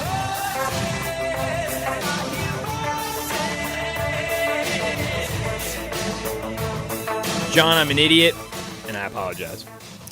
You ever watch Karate Kid? Yeah. Put him in a body bag. Oh, am I going in a body bag now? Is that what? I think I need a segment called where you just play. I actually like that. go That's off. That's not a bad idea. Put him in a body And it'd be bag, like your rant segment. Well, for those who are confused, because this is clearly not sports time, you're Johnny Radio, and this is Happy Hour with Johnny Radio. So that's your intro. Here's your host, Johnny Radio. And I'm very excited to tell you that if you haven't been to my house, it's probably because I don't know you very well. But if I do know you and you've been in my house, you'll know that my automatic gate is absolutely ridiculous. Why? Because I went to Automatic Gates Construction. They did everything, and I'm talking about the installation. They take care of the maintenance. Actually, when I did it and put up my first automatic gate, I didn't realize that I had to put, because I have a 2.5-pound Chihuahua. I have 3 dogs. One of them is very, very small. And she could get through the gate. So they came back out there, bing, bang, boom, and welded these little bitty things, these little bars, and they put them in between each bar.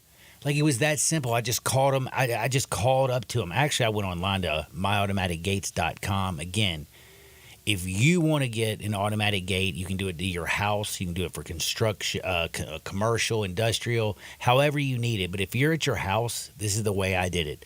They are going to seamlessly blend security, functionality, and aesthetic appeal. They're going to elevate the safety and efficiency of your property with a premium gate solution. Automatic Gates Construction at myautomaticgates.com. Let's go to Hardinwood. This is Access Hardinwood. I don't know if you can tell, but right now I'm about to cry.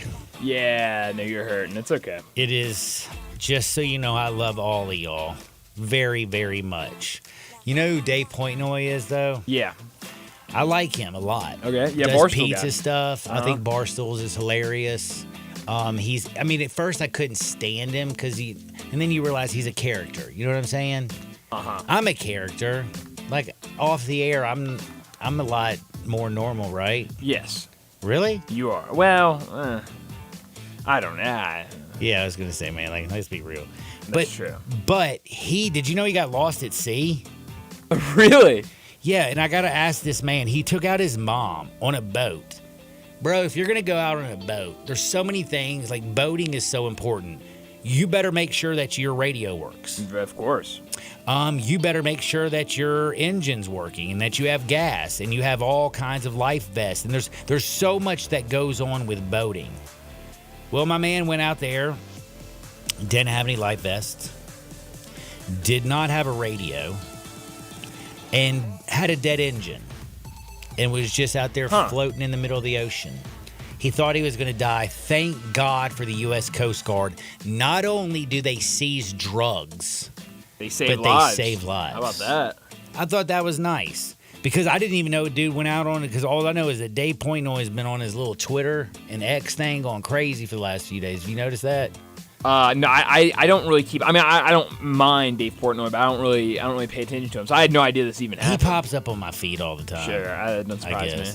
Why? Is he misogynistic and intelligent? Are you trying to say you're both those things? No, I'm just saying that some reason they have an algorithm that seems to show me massive boobies and funny stories. Yeah, no, I mean, he's a sports guy, so I just figured it probably likely shows up on your thing. Here's my rule. I've been on a boat once in the ocean, but we were in a bay. Yeah, only once. Oceans terrify me, John. I'll go into the ocean. Did you know that I got in a lot of trouble in the Virgin Islands because I swam from one island, which was only about 1.5 miles away, to the other island? But I didn't know that it was like a nature reserve. So I go up on this island it's just a small one. And bro, they came up and went freaking banana sandwiches on me. Wow.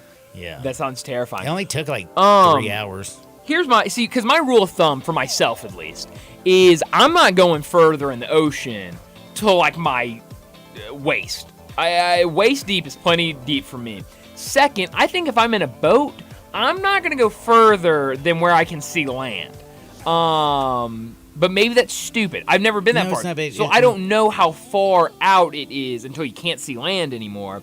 But I would want to see land. I'd get really freaked out if I'm just in the middle of the ocean and I can't see anything. vast waters. One of the games that I used to play as a child is you swim far, far, far, far, far away from the shore. And the goal is you go all the way down, and you have to pull up sand. If you don't pull up sand, then you lose the game. And you keep going out farther until you go as far, far, far down. The water gets so cold down there. I bet. And you go as far as you can. And if you don't bring up sand, you lose the game. Yeah, no, thank you. I would not like to play that game. I mean, think about all the animals around you. They're animals, bro. You're Exactly. I know, but I don't want other animals around me. Oh man. Man, That's no terrifying. grouper's gonna eat you. You probably nasty. Probably. Now, you know what else was nasty? Did What's you that? watch the girl who sang the All-Star National Anthem? So- like, what in the hell was she on? I Drugs? saved a video to watch it because I didn't actually see it because I was still up here when they were singing the national anthem, or maybe I was on my way home when they were singing the national anthem. I saw a brief clip of it. It was awful. That's all I can really say about it. So the young lady who sang it, she did come out today. She's a country music star, they say. I've never heard of her. What's her name? Ingrid. It sounds like a German, doesn't it? I'm not familiar with her. Hi, my name is Ingrid. I'm from Sweden. Huh. And I feel like there was an don't think- Ingrid in beer. That's not Germany, I know, but in what is it, Beer Fest? Have you ever seen Beer Fest? Oktoberfest? No, Beer Fest. It's a great movie. If you haven't seen Oh, Beer a Fest, movie. I've never seen that. it's hilarious. It's Huh. like it's about America. We go over to Germany and we kick the tail out of the Germans in drinking games. Like it has Barry Interesting. Babernath. You've never really seen this? John, I'll one-up you. Never even heard of it. Dude, they picked Barry Babernath off. He was turning tricks underneath a viaduct in L.A., and they turned him to the world drinking champion. I want to look this girl. I want to hear her. But, oh, yeah, back to the girl, Ingrid. Ingrid Andress? She's the worst. Yeah, whatever. She's the worst singer in the history of the world. I was waiting for who was it? Who came out there and helped that little girl way back in the day? The coach. Was it Mo Cheek? No, it wasn't Carl Lewis because he was terrible. But this was the worst national anthem, and today she came out and says, "I'm not gonna BS y'all. I was just really drunk last night. I'm gonna Really? go check myself into a facility today to get the help that I need." Holy cow. That was not me last night. Look, don't sit there and say that you're going to go check yourself in rehab today because of your bad performance just yesterday. That's like, if you crazy. have a serious drinking issue, go do that. But you were pathetic last night. And I don't think it had to do with... You know, I feel like I sing karaoke better when I'm drunk. I've never done karaoke, John. Well, I know I sing better when I'm drunk. And this girl was just terrible. I think you just need to quit singing, find another job. That's why I got to see. Oh wow, she's supposed to perform in Nashville soon. Well, how's she going to perform if she's in rehab? Well, I guess she must not be doing it anymore. Who's that girl that says, "I'm going to rehab"? No. Amy Winehouse or something? Is that Amy Winehouse? I think so. I'm not familiar with Amy Winehouse. Do you know what I'm all for rehab, except for this joke goes really well. Do you know what rehab is? You know what it says to me when you go to rehab? What's that? You're a damn quitter. Well, for you quitters. are. That's a great Don't point. be a quitter. No, I'm just kidding. This is some terrible conversation I'm having. I'm sorry. I'm in a lot of pain. But you know, the football game came out yesterday. Sure did. So there was 1 million people playing. There were so many people playing. I looked at the last time my little X updated, there was like 500 people trying to play. No. 500,000 people trying to play. But there was Play already online. 700,000 who were in current games. Oh, yeah. Oh, I see what you're saying. Yeah. Like, So I think it there was were like 500 waiting. like Okay. waiting Yeah. and 700,000. What am I missing? Like, do I need to start playing these video games? Is it that good? So I think it's a lot of things. I think one, for a lot of people like my age and a little bit older, probably from like Connor's age. Connor just turned 21 to probably like 35 maybe, around that age. Like, you got to think, the last game came out 11 years ago. I was 13 when the last college football game came out. So that was literally my childhood I was just feel playing like when those you hit games. puberty, you quit playing those games because you go out there and Things start are licking for women. things have Now changed, that John. I'm old, then I probably need TRT or something. Like, wouldn't it be better for an old person to start learning how to play these games? It ain't like we Sure. got much life left to live. Well, that's kind of morbid. But yeah, I mean, Dude, I I hate to guess say it, that's, everybody dies. It's a good. You know, John, I actually saw something. There was a report going around that young people are not having as much intercourse anymore. And one reason is because that experts think is because of video games and COVID, but different things. But one thing is a lot of these kids now are playing video games and they don't really care to get out. So y'all were scared to have sex because of the vid? No, I not grew me. up in the 80s and the Not 90s. We weren't even me, scared of Not AIDS. my age group, John. Younger. No. They're not saying because of COVID. Scared of the They're saying vid. because of what COVID did. We had the HIV. Listen to me, John. They're saying because of what COVID did and how everyone had to stay in the house, that people got more antisocial during COVID, and now people just don't want to go out anymore. I just Young feel people, like at there was least. more bumping and grinding going on during COVID because you had nothing to do and you were just tendering left and right and having people come over who weren't scared to wear a mask. Yeah, I think this is more of like the younger people who are like, 15 or 16 years old when COVID has happened. I mean, I don't know if 15, 16-year-olds are on Tinder. I hope not. That's not really a child's app. So I think it's talking more of those people who are like now 21, 22 years old. I guess that'd be a little bit older, 17, 18 when COVID happened. Now, like, around that age. Did you know Richard Simmons died? On Sunday. Damn, that's sad. Sunday morning, yeah. That little dude, Or maybe it was Saturday. It was he one of helped the days. out a lot of fat people. Yeah, dude, he was going crazy. He was actually, I think, like I thought he was always pretty funny. Like he did a sketch one day on Saturday Night Live way back in the day, or maybe when I just thought it was like the funniest 5 minutes in television. But he like disappeared. Where in the hell did Richard Simmons go? I thought he's been dead for like 10 years. No, I think because he used to be on every single, like Jane Fonda had nothing on Richard Simmons, except for she did look better. But they both wore those stupid socks up to your knees. You know what I'm talking about? Of course. Why did people wear those socks? That's a great question. Wow, Florida State alum, Richard Simmons is. So that's. You know who else went to Florida State? Who? Lee Corso. Oh, that's right. Wait, did he go to Florida State? He played quarterback. Oh, that's right. Florida State. Burt Reynolds, didn't he go to Florida State? Dude, that dude's stash is almost as good as Paul Skeen's. Let's see. Yeah, I don't know. I don't know where he's been. Did you know Terrell? Do you remember TD? Terrell Davis? Absolutely. Did you know that he was handcuffed and taken off an airplane this week? So you kind of brought this up yesterday. I didn't tell the story. But you didn't I end up telling the mentioned story. So no, I don't know. So yeah, man. TD and his child hop on a plane. They go fly somewhere.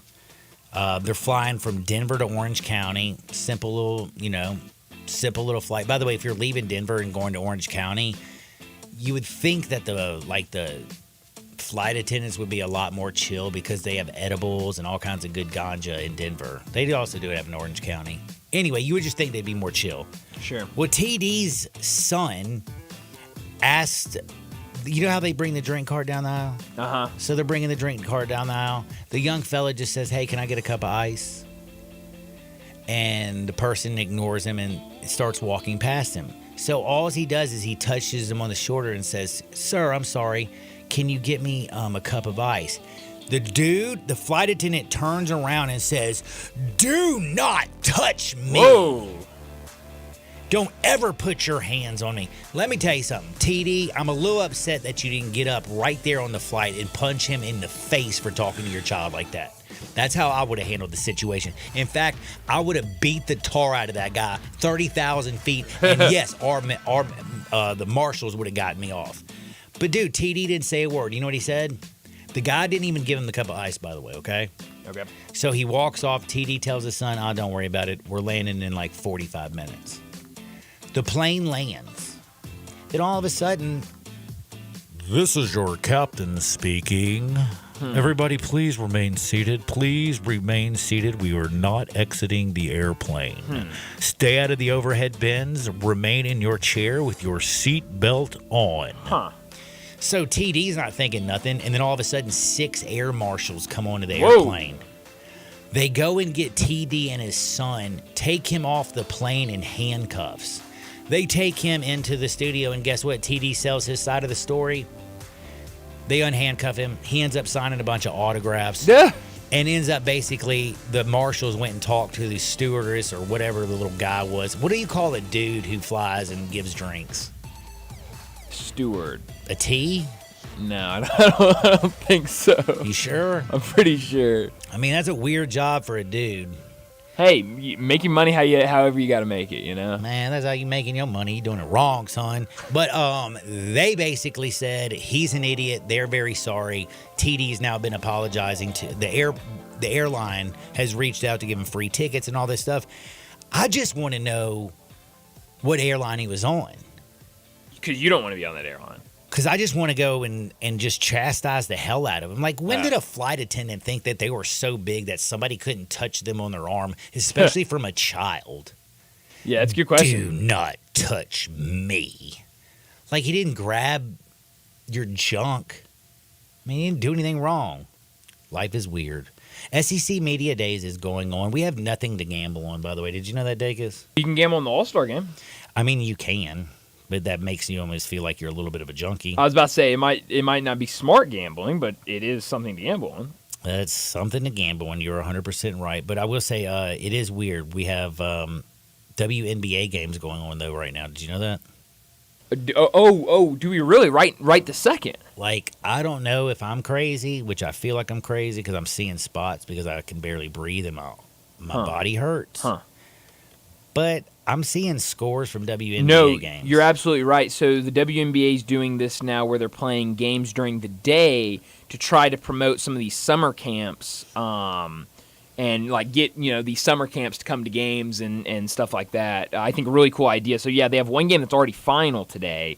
They've got another game that starts at 2:30 and then 2 night games. So where's my girl very Caitlin Clark? When's she playing? She plays tomorrow night on ESPN.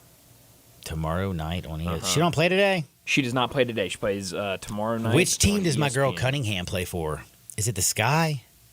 John, I would really wish you wouldn't ask me questions that I very clearly don't know. She plays for the Mercury, so she has already played today. She played the early game. If you haven't looked at her, she is the best basketball player that... She scored 11 points today, John. She's the best basketball player I've ever seen in my life. Huh.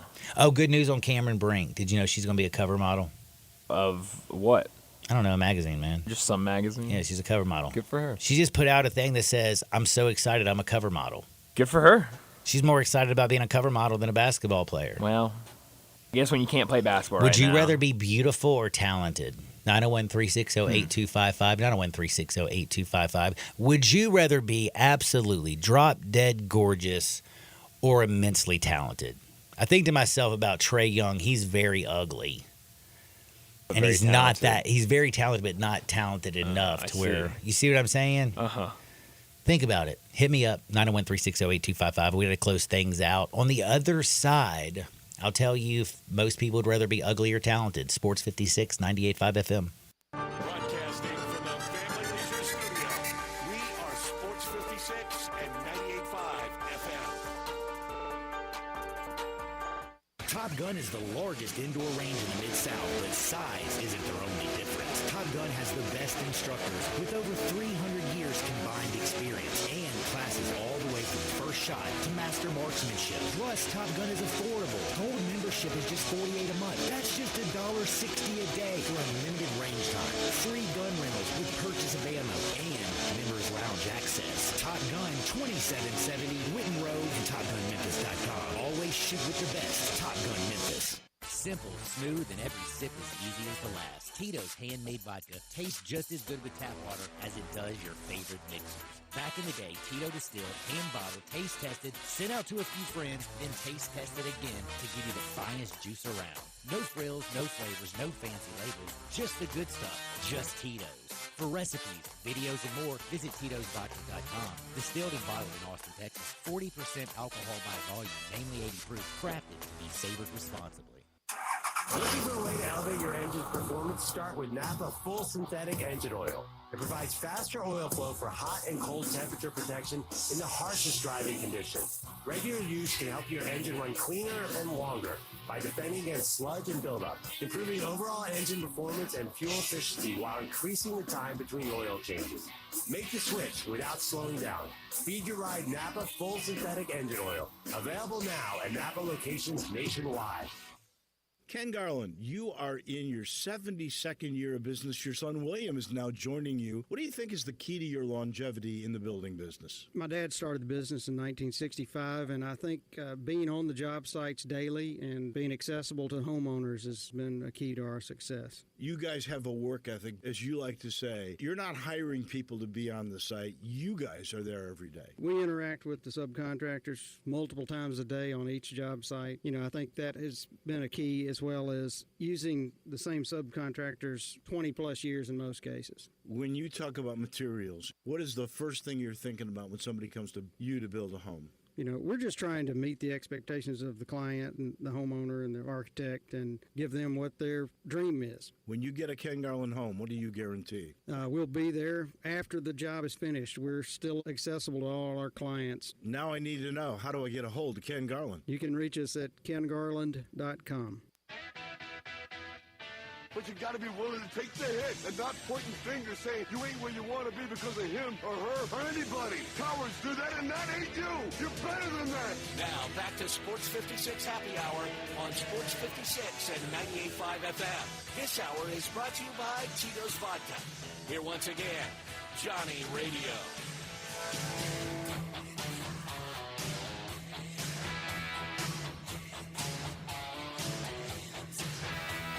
Welcome back to a little Sports 56 Happy Hour. I'm your buddy Johnny Radio. SEC Media Days are in full effect. Again, we've had Kirby Smart, Josh Heupel. They've jumped up there. Brent Venables going to be taking the podium. And then we also have Eli Drinkowitz. So listen 3 to 6 with Brett Norsworthy, Brian Dacus. They're going to keep you abreast on all things that are going on in the SEC. I asked a question on the other side. Would you rather be ugly or talented? And I started thinking about this. And it kind of depends on who you are. Like Joe Montana is just ugly enough to be ugly. But he's got so many Super Bowls, he's Joe Cool. So it works for him. But like, don't you think Buddy Hield would do anything to not be that ugly? Huh. Or do you remember Otis Nixon? He looked like a crackhead and looked like he was 70 years old when he was 25. Huh. Do you remember Popeye Jones with those damn ears that he used to have? Huh. Like, I don't know, man. I'm thinking to myself, sometimes I bet there's a bunch of talented dudes that kind of wish that, like Dennis Rodman's ugly and talented, but he doesn't mind being ugly because he still did good, like Carmen Electra. Like, he didn't let his ugliness keep him inside. Do you know what I'm saying? I see. Like, he was not afraid to go out there and just be butt ugly and put it all out there. Hey, I hate to say this, man. Larry Bird is ugly as all get out, too. You know what I'm saying? Like Big Bird and Larry Bird. If you were a girl and you had to sleep with one of them, are you thinking about Big Bird? I am. Larry's disgusting. Interesting. So, who are some of the guys out there? Like Pete Rose also. He looks like Qbert. Another, dude, he's the all-time hits leader. That's right. Does he want to be Pete Rose, the gambler? Or do you think he'd like to be Matthew McConaughey? Who's another good-looking dude? Brian Dacus. That guy's really handsome. Who's the soccer player that all the women love? Messi? No, I don't think so. He's got a statue with his junk, like absolute. Ronaldo? Ronaldo, that's it. Like Ronaldo's got looks and talent. Floyd Mayweather's pretty ugly for somebody who's pretty talented too. Well, he also participates in a sport where you hit each other's faces, so. Is Spinks the ugliest of all time? Huh. Patrick Ewing's like another guy. You know what? When I speak, this is kind of like, this is disrespectful in some aspects, but it's just not. It's called reality. And sometimes we just have to be honest with ourselves. And I'm kind of curious. Talent or looks? I guess if you got looks, you want talent. And if you got talent, you want looks. Does Michael Jordan have them both? Or is it just because I love Jordan? Like, is he ugly or is he a good-looking dude? I think Michael Jordan's a good-looking guy. Tom Brady's ugly. No, don't you dare say that about TB12. The only reason people don't like Tom Brady is because he's so talented and so good-looking.